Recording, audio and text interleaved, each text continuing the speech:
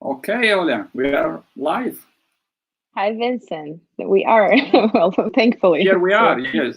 Let's wait some second that people get connected. Uh, okay.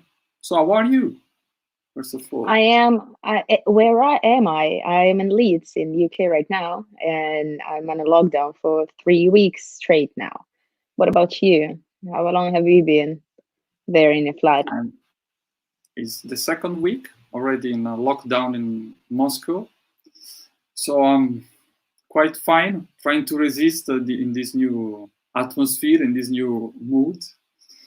So it's quite heavy because I was used to communicate a lot with people, but face to face, live, Yeah. and of course I was used to practice sports, not only basketball in the gym, but also to run a lot outside. So it's quite hard.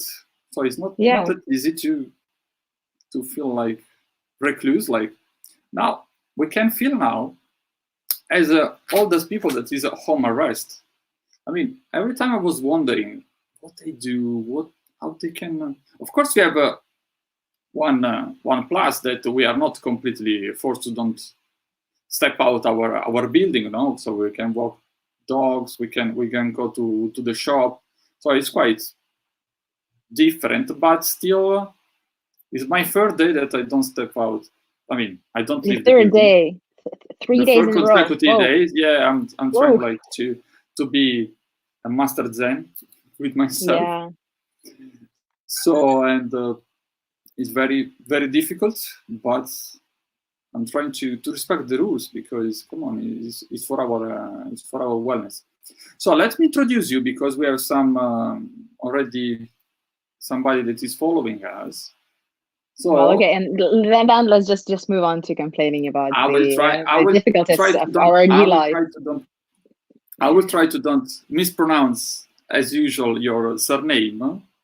Go So ahead, try it. live with me today, Olga Solovyova, um, senior lecturer at Higher School of Economics in Moscow, Department of Social Communication. Communication, yeah, Yeah. social communication, and currently PhD candidate at the Open University in the UK. I'm right?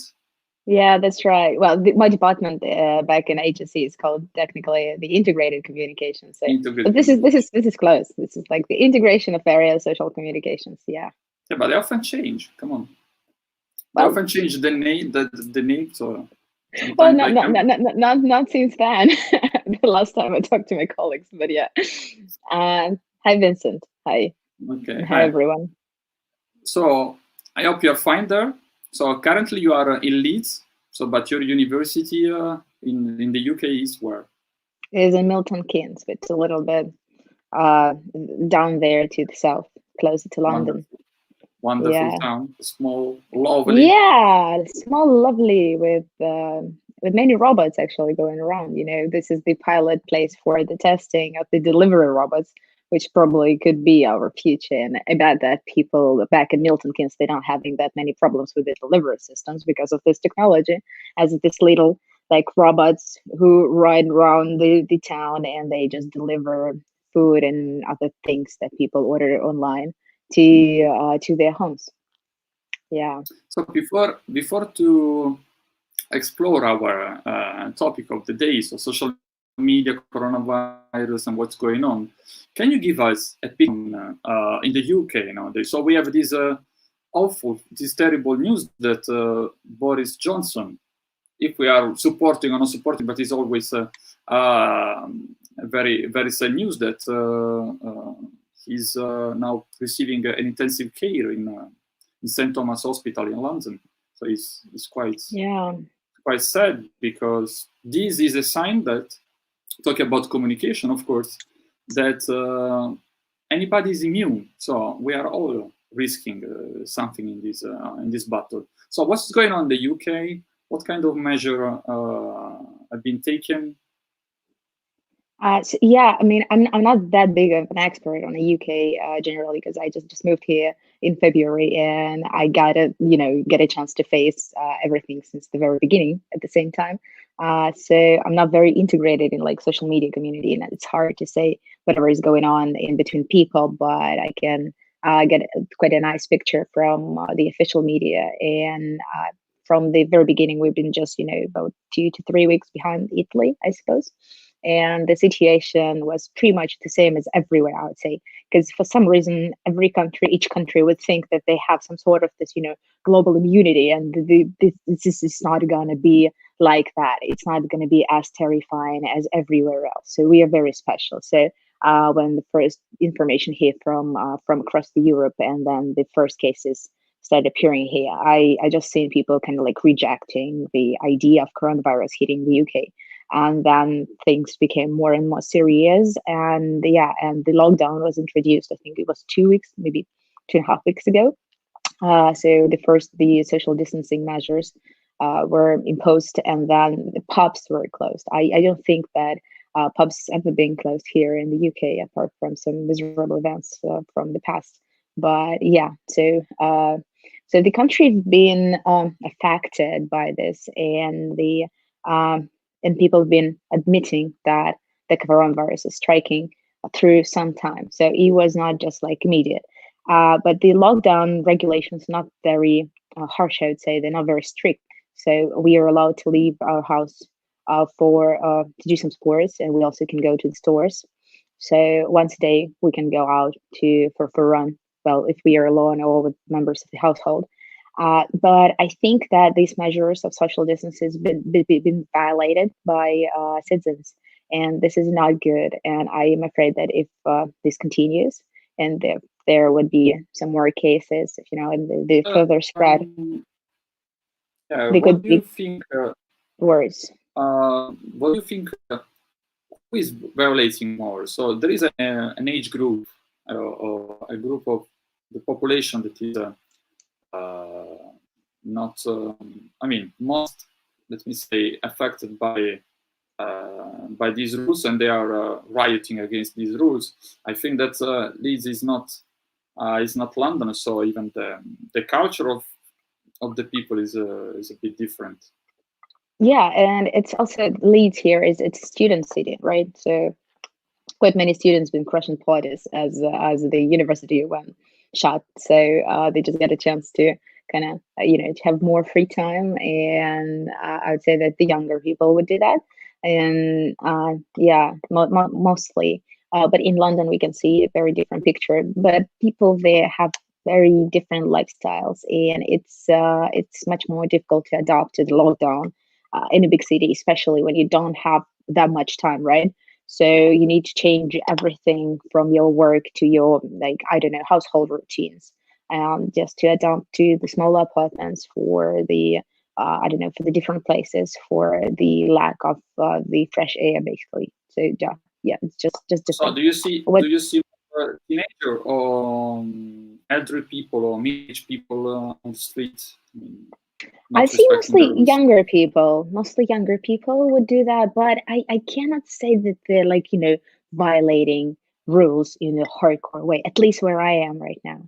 I'm pretty sure that there are cases, but I cannot witness that. We can witness this from the social media. Yeah, right. You're just watching BBC news report, and they just showing the picture from the top how people come to the park to get a little bit of the sun bathing, but they lay. I mean, at the appropriate distance of 2 to 3 meters, but it's still dangerous. I mean, I can understand personally this like sort of the hesitation, and well, as we discussed before, I mean, people have this moral dilemma.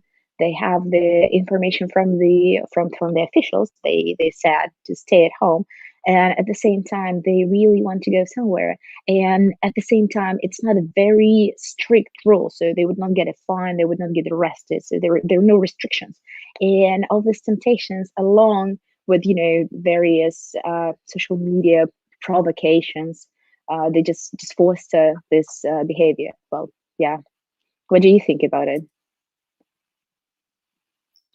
Oh, quite hard to to answer. I wanted to begin our communication from the point where we left each other in December during Yeah. our first and last episode.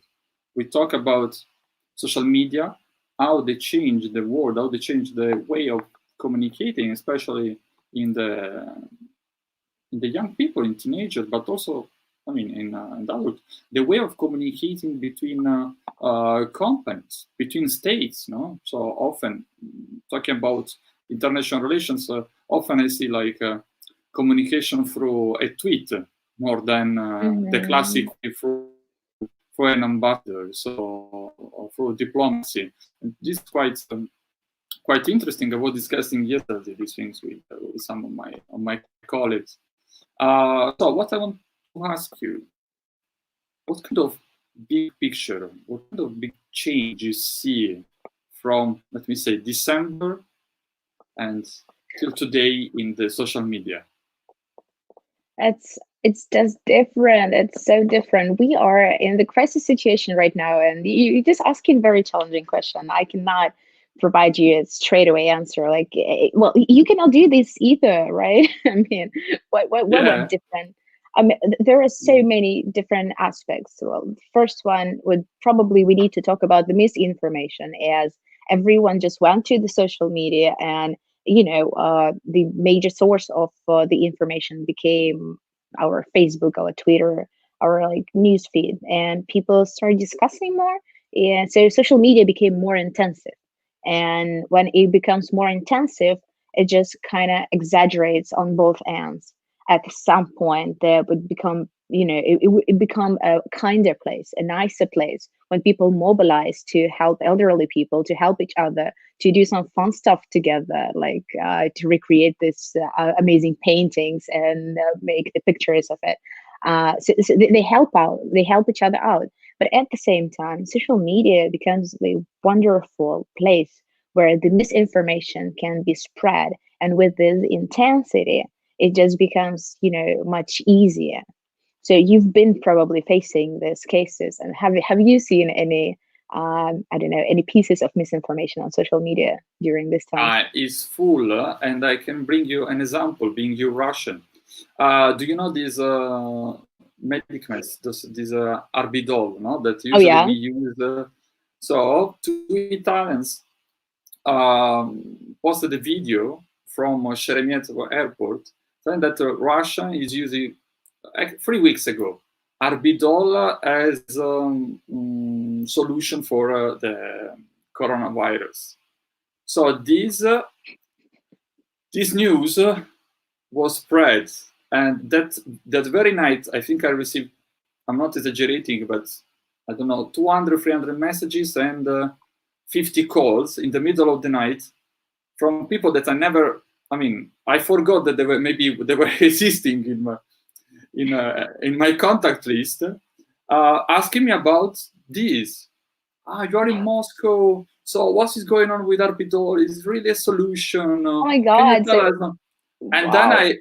I think you noticed I posted in Italian something telling that, guys, Arbidol, first of all, is like just one of the medicine used during the winter time against a flu.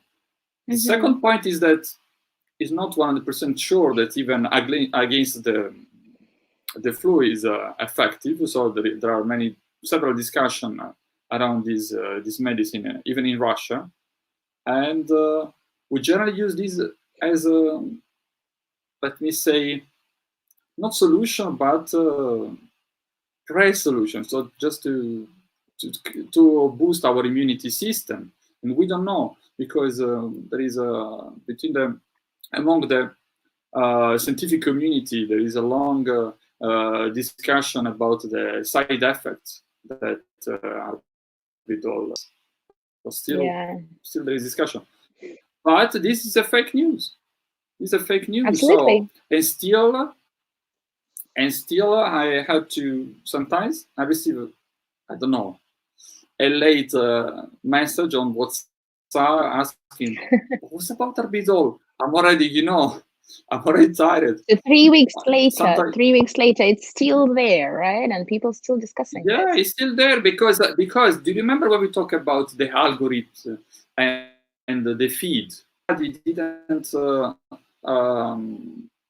didn't get this news 3 weeks ago, but somebody else in Yeah, their contact was sharing, and then the algorithms start to add in the news feed of these people.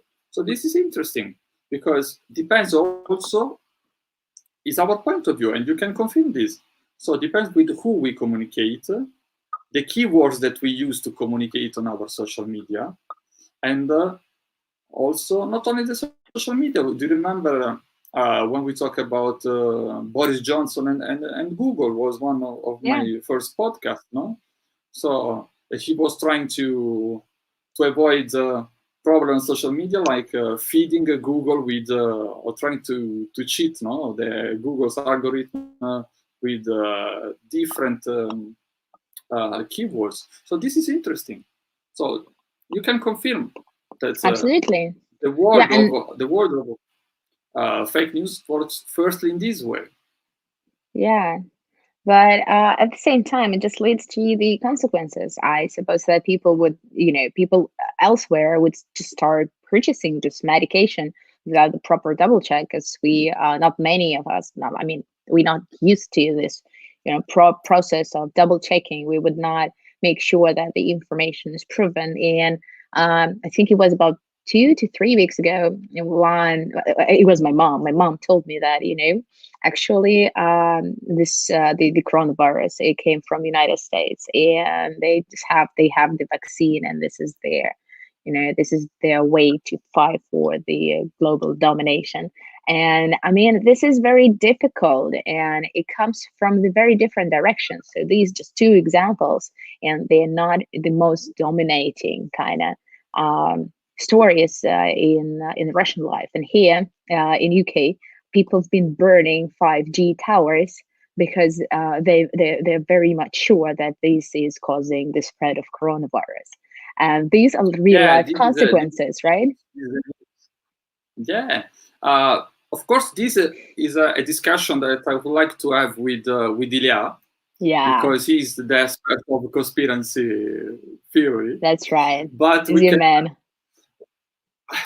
you can we can discuss with you. So in these days, all the social media decided to put a filter, to set up a filter for fake news related with coronavirus.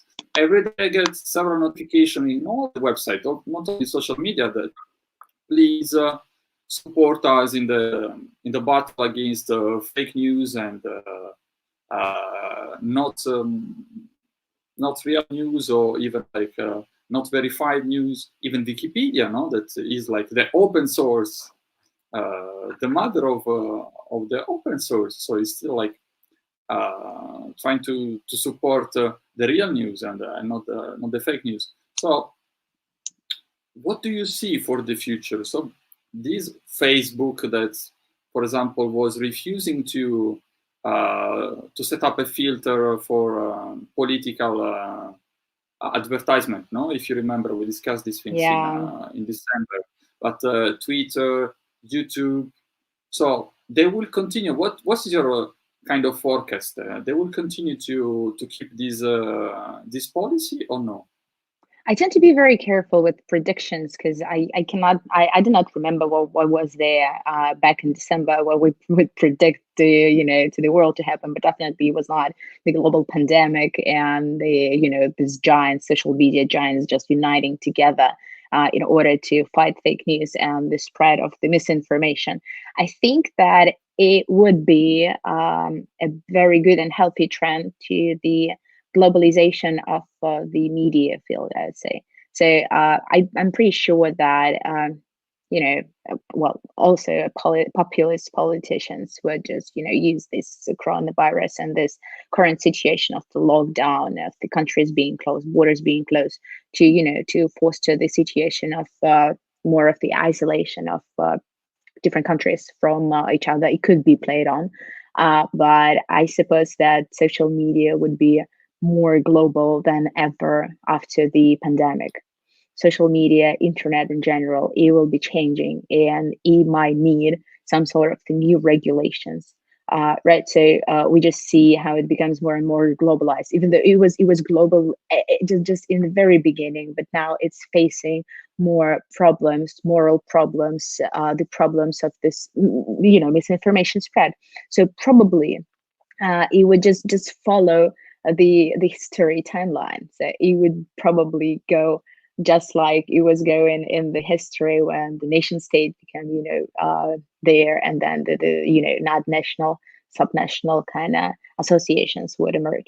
So probably we would be witnessing the new regulations for the internet, and I think is a healthy trend.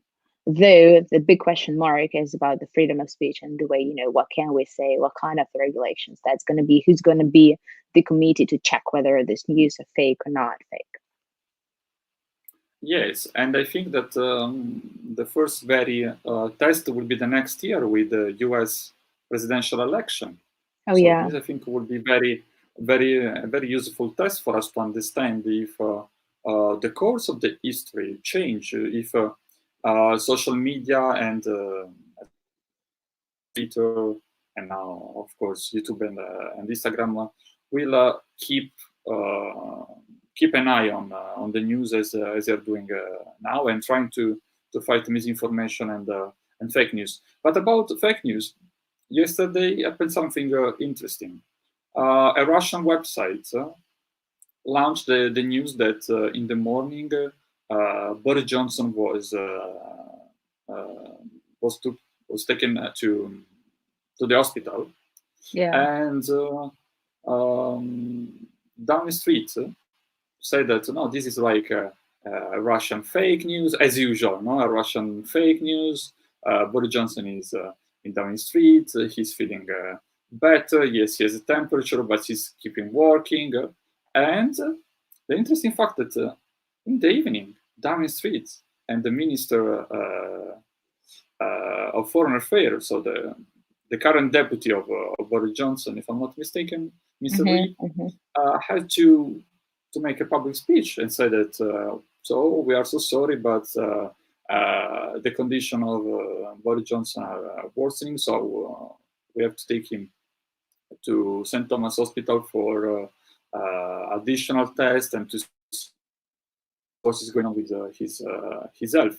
So it's very funny, and I think that is like very dangerous now to in a state, a government organization that a news is a fake news, and then you have to relaunch by yourself this news, no, in a few minutes or in a few hours. This is a very good question. Who should we trust? And can we trust our government? This is tough. I mean, I don't really have the answer here. We can just just try to discuss this. I've never heard about this leakage that the Boris Johnson was sent to the hospital before. So the Russians actually would publish the information before the official media of Great Britain. That's interesting. So probably they have their informants, but yeah, it's pretty weird, especially when we're talking about the numbers of people who have coronavirus, who died of coronavirus. Can we trust the statistics? Can we trust what kind of information can we trust? What's fake news and what's not? So we probably would see upcoming more regulations and the definitions and the criteria, which would help us to make sure that this is fake news. And in the dissemination of the trust and of the trusted sources, because if we would create a monopoly for the knowledge and for the truth, it could be also very dangerous. Yeah. So state cannot hold the monopoly on truth because state has its own interests, right? So that's why I'm talking about the introduction, of the new regulatory bodies, which would have subnational kind of character and would have more of the authority, and they would be carriers of this kind of global trust, and they would be responsible for that. So unless our values as people, as as population would not change, as journalists would not just suddenly have this strive for the truth and for the complete information, and would not rush to get more of the viewers, rather than they would try to propose the precise and clear details, whatever is happening, and they would have a very honest coverage, and they would try their best to double check and spend more time to provide the better journalism. Well, if this is not happening, we would definitely need, some sort of the information police or something like that. But once again, that's not the danger. That's a But it's very very big global difficult. threat. Because I think that because what I'm discussing with my colleagues and even with my students, nowadays we are facing the death of multilateral world, the multilateral yeah, international relations, and we're coming back to bilateral relations. So, give an authority to a super, let me say, organization, independent, sovereign organization, is very difficult now, because who is deciding what? So, I mean, if you see the the general council of the United Nations is keeping silent, is yeah, keeping quiet. She's not telling anything. I mean, the WHO, yes, was like, yeah, we should declare the status of pandemia. No, yeah, later. Let's wait. Let's wait another day. So I mean, how we can rely also this international organization. I'm a strong believer of the multilateral world, because so we avoided several conflicts, but also they are not anymore trustworthy. So I mean, how we can trust them? How we can? And the question is like the big question mark is, who is deciding who will be this authority? I mean, Russia, China, America. I don't know. yeah. And if there would be representatives from everywhere, they would never come to the common agreement, and they would never get, Yeah, the decision on any sort of news, which is fake, not fake. Well, this means that there is the only chance for us to kind of, so everyone is have to be dealing with this problem on their own or within their own communities. So it's the not education in this case could be the option. No. on this matter. On this matter, is not strictly connected with social media, but I think that can be useful. Connect the statement of Mr. Armani, George Armani. He said that Mm-hmm. the big problem of our sector, his sector, no? So the mode, stylists, and so on, is that we speed up too much. We speed up too Yeah. much. We have to every 2 months a new collection. So, and this coronavirus crisis led us to understand that we have to slow down. So, connecting this statement to the social media and to fake news, disinformation, I think that we have to slow down a bit. We have to slow down on the previous mode that we verify news, we search different sources, and so on. Because now we are on the instant news. So we even do not read, we read the title and we share. How many times happened to us? I mean, instantly we read the news. Oh, what the hell? Let's share. Let's open a discussion with the other. So, but now, even staying at home, every time that I see news, I take a breath, and then, okay, let me open the news. Let me see who is writing, what is writing, who is the source, and try to find different sources, because Yeah, this is but the solution. This is the solution. well, yeah, I agree here. I mean, your own media consumption being your own responsibility.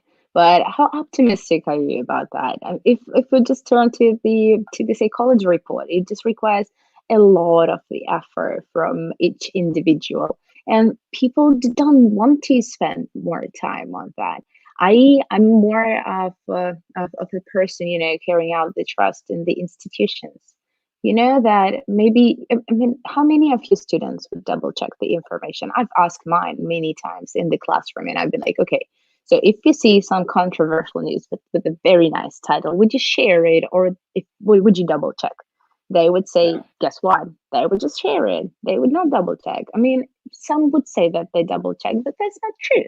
We are lazy. We are lazy. And I think it will be coronavirus slow down the economy, slows down our lives, maybe to some extent, change it. I mean, it's hard to say that it's like slowing us down because we have to get used to so many new changes, and we need to, I don't know, to put our life upside down, right? So it's a lot of work. We have to go through this right now. So we have this feeling, especially for first 2 weeks probably after lockdown. Everything goes much faster. We cannot cope with the time. We cannot cope with our to-do list. And regarding this misinformation overload right now, we cannot expect people to do that. This is the time when we have to, I mean, reconsider our societies and other institutions which would help us to do that. We cannot make sure that everyone have critical thinking and enough time Yeah. to check on the news. And many people still follow traditional media yet. This is another source of the manipulation. So what do you think about it? It's hard. It's really difficult to say here. I think that in this we have to listen to at least two sources. Came the time that we have to trust our uh, our official media, because we can do in different way. Because on the other side, not mainstream, not mainstream is too intoxicated. So we have to take a decision that, okay, let's trust, but let's also try to find an alternative source. Of course, with our critical thinking. Yes, maybe for us it is because for our profession, no? Being a researcher, every time we try to find different sources, compare, analyze, trying to apply the critical thinking on every step that we do, no, in our research. But this is the time to give a message of hope that maybe something will change. Yeah, maybe I'm too optimistic. Well, Maybe oh, I'm Vincent, too are, positive. you're very optimistic. But it's the time a bit to be optimistic, because especially in my country, I see people that in anger. I see people destroyed. I'm afraid. I'm concerned for. We discussed, no, some days ago. I'm concerned for my families. So I'm a human being too. So I'm a man too. So I always apply my critical thinking. So, but just to make a step back to about the numbers with the misinformation and of fake news. I think that the problem with numbers nowadays is in terms of not only about news, but in terms of methods that different countries are using. For example, South Korea used the method that everybody must be tested. So that's why they have a figure. If you see Sweden now, they're not testing. They Yeah. decided to be back on the immunity herds. How you can test now so fast and so easily in the UK, changing the policy in 2 days, 3 days, no? So, but even in Italy, we have a problem of testing because several people is sitting at home. Even my sister, she waited 6 days before to receive yesterday the test, and then she has to wait I don't know how many other days to receive to receive the result. Because, for example, Italy is following one protocol, France is following another protocol. Again, coming back, the WHO is not giving a unique universal protocol to follow. So this Yeah, is absolutely. Yeah. why I do not trust this organization fully. Mm. Because where are the specialists? I mean, No, even I others. remember a joke. I don't know if it was a joke, but one time a colleague working for the WHO told me, "Don't eat mint leaves." Why? Because they will destroy your immunity system. This is our research. I say, but can you explain me? I don't know. I heard this research that we have in the office. Every time that I have like a mint leaves, I take and move. No, I don't eat because it's also a psychological condition, a psychological, Yeah, just fix you on this idea, yeah, and a you might psychological come back to get bias. the No, cause. so Yeah, absolutely. we are full of biases. So Yeah, Kahneman talks about it a lot. But Vincent, like what you're saying, you refer a lot to the way how we consume information nowadays. And nowadays, it's not about the truth. It's mostly about the choices. What do you choose to believe in? And you that's right. either do or you do not. So basically, it just leaves us with the culture and our own moral kind of dilemmas and the way how we want to see this reality. Are we ready for this complexity? Are we ready for contradictory information, or we want just to ease it on us? So yeah, and even like decoding the information which global organizations provide us, it requires some background knowledge. Are people capable of having all this knowledge in their heads in order to process this data? And at the same time, this data is available to everyone. So they would just misread it, and they would provide another source, another opportunity to this fake news kind of to be spread and the discussion to be started. So should we do something with that, or it could be just just the way it is, and then we will see where it comes. I agree with you when you say that we are consuming news. So my position is the following: that we have to take this coronavirus as an opportunity, because now we are learning how to consume better our resources in terms of days, because we lost a lot of resources in the past, and now we have to consume better, Yeah, to manage better. So we have to consume in different way even the food, because we are seeing a mismatch. People, I see on my feed, on my news feed, that people is eating 6-7 times a day, or cooking extra food. On the other side, people that is asking on the street food, €3, €4, because they lost their jobs, so they can't yeah, feed kids. And several, even in my city, but not only in my city, several grocery or bakery, they are providing like leftover food at the end of the day for these families. So we yeah, have to rethink, because the thing that I was, let me say, a bit meditating some days ago. Every time we see this problem, for example, of resource expansion and so on, of food and so on, far, because we see in Africa, we see in not developed countries, but nowadays we are facing this problem at home, at our home. hmm, It's our neighbor that has no a piece of bread or a glass of milk to give to their kids, no, or for themselves. So I think that we will change our way of consuming all our resources. I I think that agree. Yeah, will even change the way how we will consume internet. Okay, because I think that the day after the lockdown will be declared like dead, I think yeah. Everybody I would will go take off my the phone. internet. I will take my phone, my laptop. I will close in some room and try to get back the feeling of life. I mean, the street life. This is the first things that I would like to do. And of course, coming to your question, we have to think to consume in different way the news.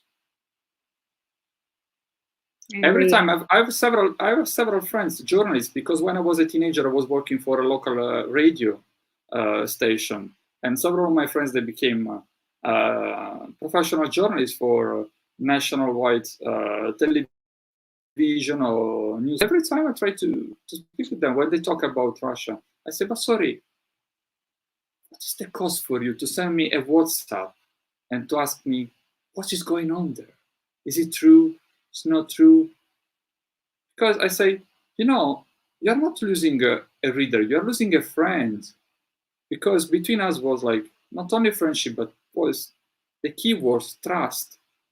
Mm-hmm. So I'm not telling that I'm holding the truth, but at least you can compare what are my news, what are the news that your source from Italy is giving you.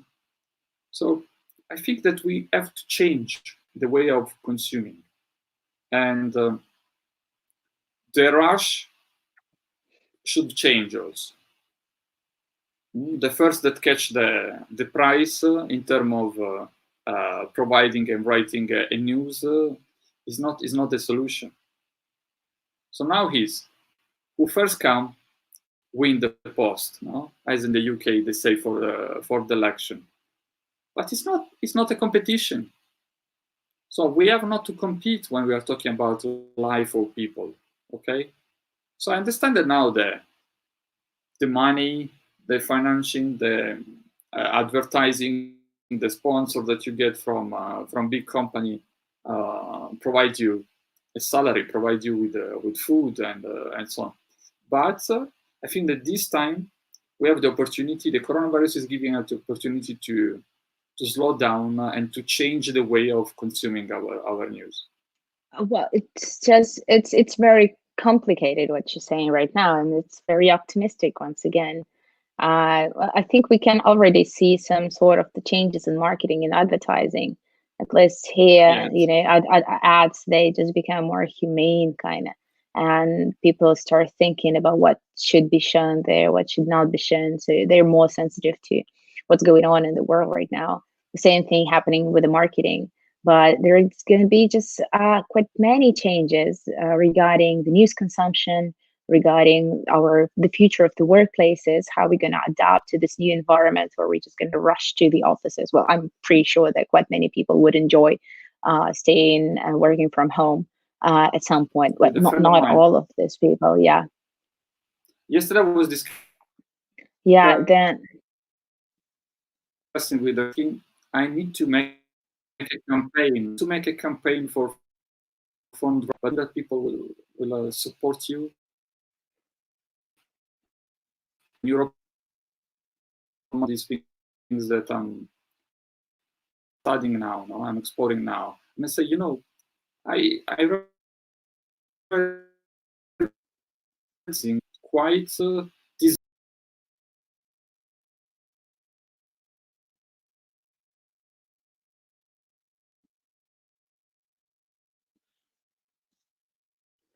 And this is how the internet works now. Too sad.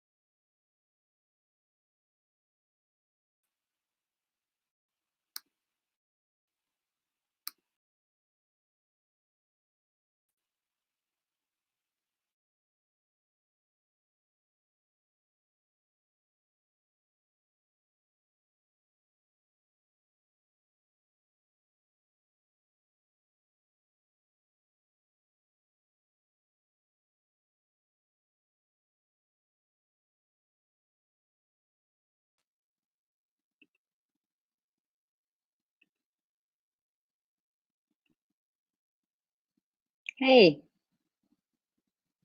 Vincent, you're muted.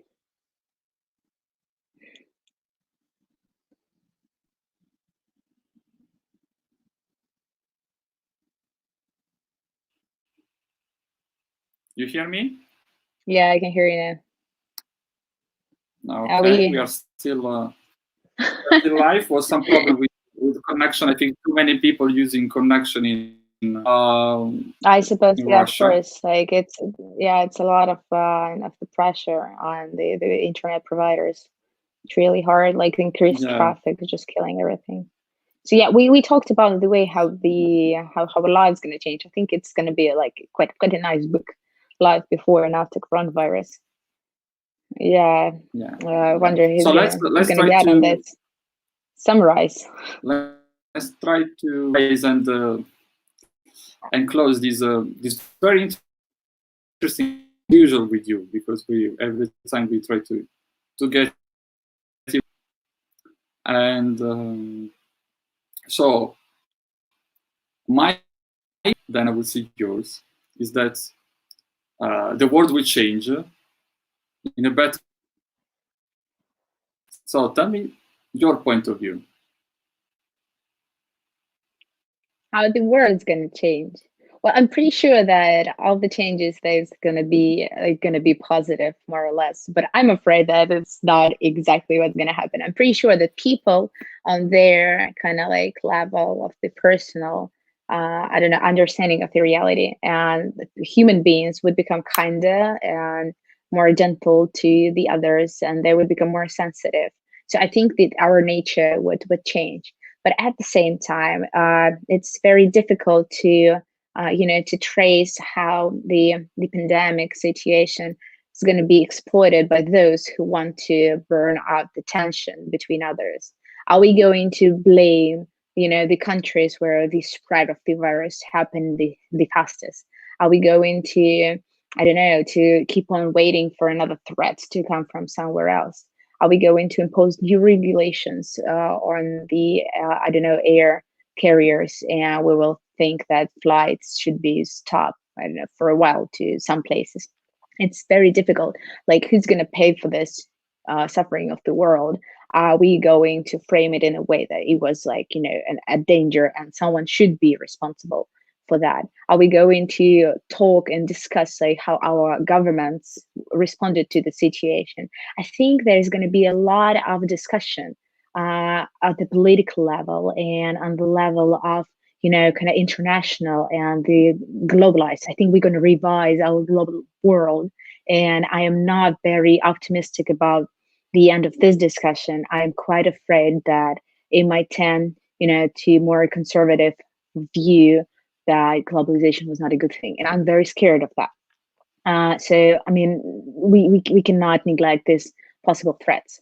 And generally, we would be much nicer and kinder to our neighbors. I'm pretty sure. I'm pretty sure I that hope. many people I hope. finally met their neighbors, even I living hope in a big apartment.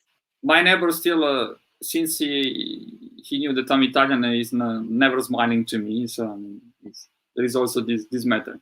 But okay, so we left for a lot of material for the next weeks. Maybe in a couple of weeks we'll catch up again, and we'll try And to. finally, let's talk about Tinder.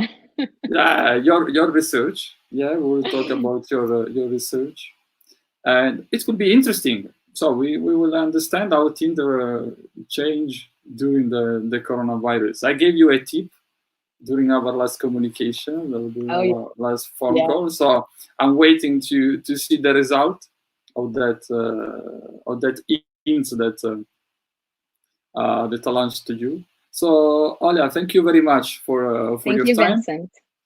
Thank you, Thank Vincent. you for all of you that were online today, and I apologize for this technical problem. It depends neither me neither from Olga. Like internet is quite crazy in these days, so technology problem. So our member traffic.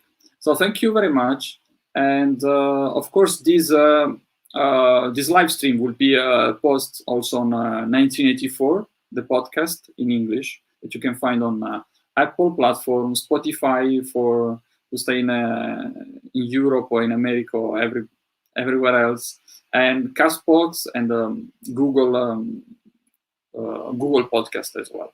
So thank you very much, and see you the next time. Ciao, Vincent.